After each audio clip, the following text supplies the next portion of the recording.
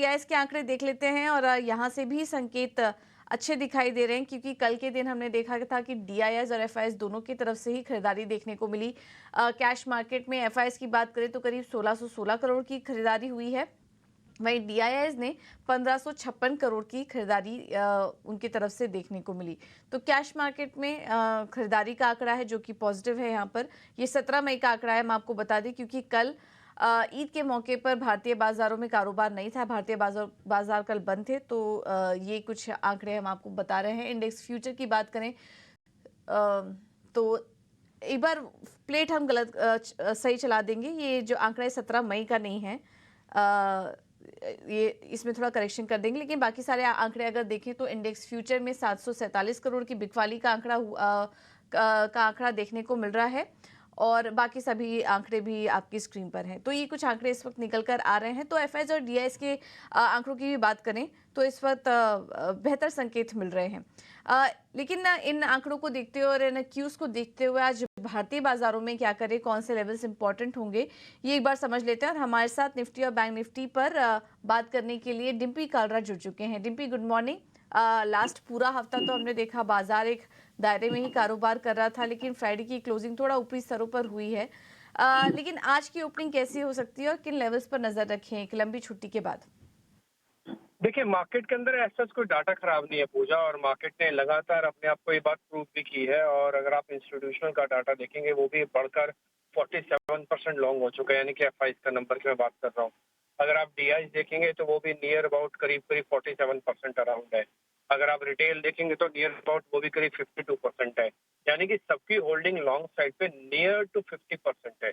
यानी कि 50% सभी लॉन्ग करके बैठे हैं मार्केट के अंदर। और ये सामने के सामने इसलिए लॉन्ग हुआ है क्योंकि अब सामने एक तो इजीली सरकार बन गई, और दूसरा क्या, बजट की डेट भी आ रही है।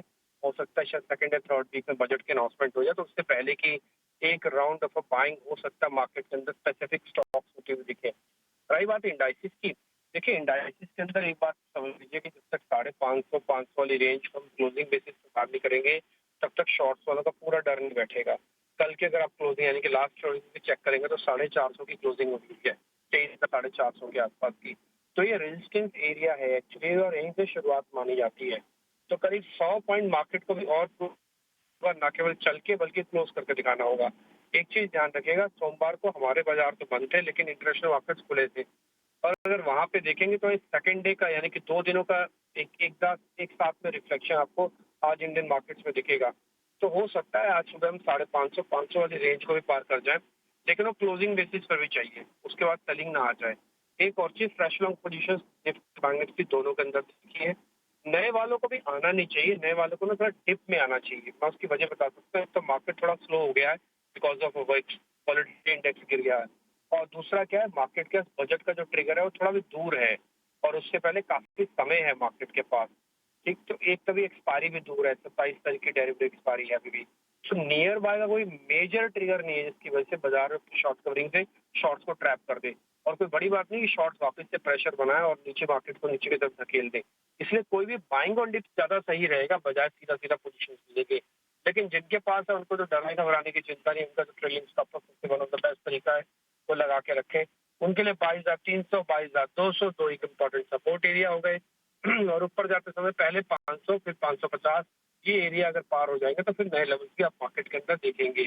दूसरा, बैंक निफ्टी के अंदर आते हैं। बैंक निफ्टी के अंदर भी यही है, 50,000 के ऊपर की जस्ट हमको क्लोजिंग मिली है, 50,002 की। तो आप चाहें तो एक 48,800, बाकी 49,800, 49,500 दो एरिया का एक स्टॉप लॉस लगा सकते हैं।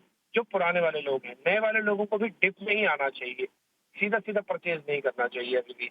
और उनका भी जो टारगेट होगा वो करीब 50,200, 50,500 तक का भी फिलहाल अभी टारगेट बनता है। ऑप्शन ट्रेडर्स को अगर काम करना भी तो इंट्राडे करें, कोई बड़ी पोजीशन बीटीएफटी या एसटीबीटी वगैरह ना करें। 4-5 शेयर एफ एंड बैंक के अंदर है, जो कि एक नॉर्मल रूटीन एक्सरसाइज है।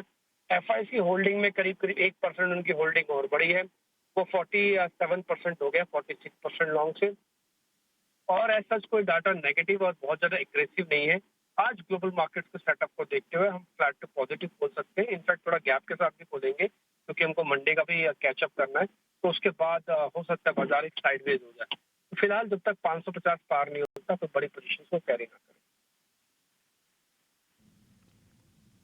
ठीक है, तो 550 जब तक पार नहीं होता तो बड़ी पोजीशन कैरी ना करें और शुरुआत थोड़ी गैप अप ओपनिंग हो सकती है, लेकिन उसके बाद दायरे में रहेगा क्योंकि क्यूज फिलहाल पॉजिटिव मिल रहे हैं, इसलिए कुछ नेगेटिव तो दिखाई नहीं दे रहा है बाजार में, लेकिन एक साइडवेज कारोबार यहाँ पर देखने को मिल सकता है। तो ये है आज बाजार के लेवल्स हमने आपको बताया, सपोर्ट और रेजिस्टेंस लेवल भी निफ्टी और बैंक निफ्टी के आप नोट डाउन कर सकते हैं। लेकिन ऐसे बाजार में ट्रेड कैसे लें, किन स्टॉक्स में, किन सेक्टर्स में नजर होनी चाहिए, ये भी एक बार समझ लेते हैं। हमारे साथ बाजार पर रणनीति देने के लिए यस सिक्योरिटीज से लक्ष्मीकांत शुक्ला जी जुड़ चुके हैं। लक्ष्मीकांत जी, थैंक यू सो मच इटीना उस प्रदेश को समय देने के लिए। बताइए आज क्या करें निफ्टी और बैंक निफ्टी में और किन स्टॉक्स में ट्रेड करें, ये भी बताइए। सुप्रभात पूजा जी। जैसा कि हमने पिछले 5 दिनों में निफ्टी का ट्रेडिंग रेंज देखा है, जो कि 285 से लेकर 300 के बीच में ही निफ्टी ट्रेड कर रही है। अपर साइड लेवल पे एक राइजिंग अपर स्लोपिंग लाइन का रेजिस्टेंस फेस करने को मिल रहा है निफ्टी को, जो कि 23,500 से लेकर 550 के जोन में आ रहा है। जब तक निफ्टी इसके ऊपर एक डिसाइसिव क्लोज नहीं देती है, तब तक रेंज बाउंड मूवमेंट बना रहेगा निफ्टी में।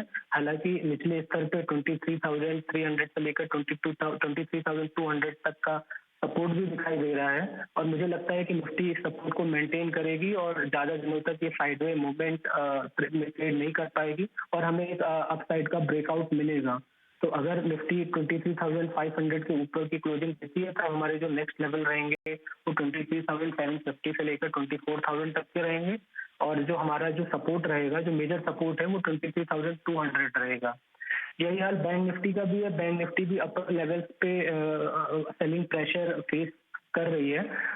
जब भी वो 50,200 से 50,250 के आसपास आती है, तो वहां पर एक सेलिंग प्रेशर बैंक निफ्टी में दिखाई देता है। निचले स्तर पे इसके जो सपोर्ट है वो जो इमीडिएट सपोर्ट है 49,500 के आसपास आ रहा है, और ये रेंज बाउंड मूवमेंट तभी खत्म होगा या तो बैंक निफ्टी 50,250 के ऊपर ट्रेड करना स्टार्ट करे या 49,500 के नीचे ट्रेड करना स्टार्ट करे। अगर 49,500 के नीचे बैंक निफ्टी चलती है, तब जो उसके नेक्स्ट लेवल होंगे वो आ रहे हैं 49,000 के।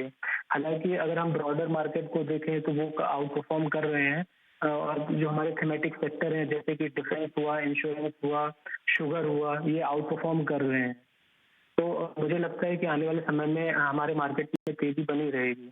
अब बात कर लेते हैं स्टॉक्स की, जो मुझे काफी अच्छे लग रहे हैं। पहला जो स्टॉक है मेरा वो है बजाज फाइनेंस। इस स्टॉक्स में फॉलिंग ट्रेंड लाइन का ब्रेकआउट दिखाई दिया है, और इंडिकेटर ऑसिलेटर भी अगर हम देखते हैं तो वहां पर भी हमें एक पॉजिटिव क्रॉसओवर दिखाई दे रहा है। तो हमें बजाज फाइनेंस बाय करना चाहिए 7,320 से लेकर 7,340 के जोन पर। इसमें जो हमारा टारगेट रहेगा वो रहेगा 7,740 का, और हमें स्टॉप लॉस रखना है 7,140 का। दूसरा जो मेरा पिक रहेगा वो रहेगा अदानी पोर्ट का। इस स्टॉक में हम अपना जो प्राइजेस के जो लेवल्स हैं वो सारे की मूविंग एवरेज के ऊपर सस्टेन कर रहे हैं, और हमें फ्राइडे को एक कंसोलिडेशन ब्रेकआउट देखने को भी मिला था। तो मुझे लगता है कि आने वाले समय में इसमें तेजी बनी रहेगी। तो अदानी पोर्ट को हमें बाय करना चाहिए 1,430 के आसपास, और हमारा जो टारगेट रहेगा वो रहेगा 1,510 का, और स्टॉप लॉस रहेगा 1,390 का।